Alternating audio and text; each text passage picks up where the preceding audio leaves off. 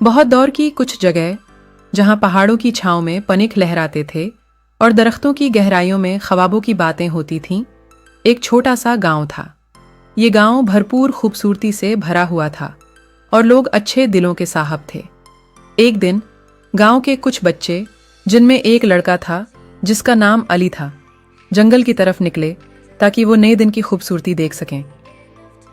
जंगल में पहुंचकर अली ने एक अजीब वहशी हैवान को देखा जिसके पांजे थे और रंगीन चमकती हुई छलांगे मार रहा था। अली ने हैरान होकर पूछा, तुम कौन हो?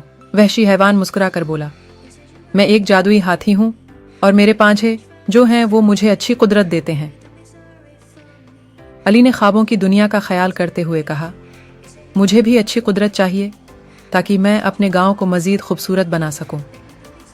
जादुई हाथी ने मुस्कुराकर कहा, तुम्हें एक ख्वाब दिखाऊंगा जो तुम्हें अच्छी कुदरत फराहम करेगा। इसके बाद जादुई हाथी ने एक ख्वाब दिखाया जिसमें अली ने अपने गांव को खूबसूरत और खुशियों भरा देखा। जादुई हाथी ने कहा, यह कुदरत तुम्हें सिर्फ ख्वाबों में ही नहीं बल्कि अमल में भी खूबसूरती फराहम करती है। अब तुम्हारे होश उठाओ और अपने गांव को ख्वाबों की तरह खूबसूरत बनाओ। अली ने जादुई हाथी का शुक्रिया अदा किया और वापस गांव की तरफ रुख किया। इसने गांव वालों को अपने देखे ख्वाब का बयान किया और सबको ये कहा कि हमें मिलकर अपने गांव को खूबसूरत बनाना है। गांव वाले मुतहर्रिक हुए और अपनी मेहनत और मोहब्बत से गांव को एक नया रंग देने लगे। दरख्तों को सुनो, बच्चों ने रंगीन बताया, फूलों ने खुद को खूबसूरत बनाया और हर कोने में हंसी और खुशी की आवाज़ें गूंजने लगे।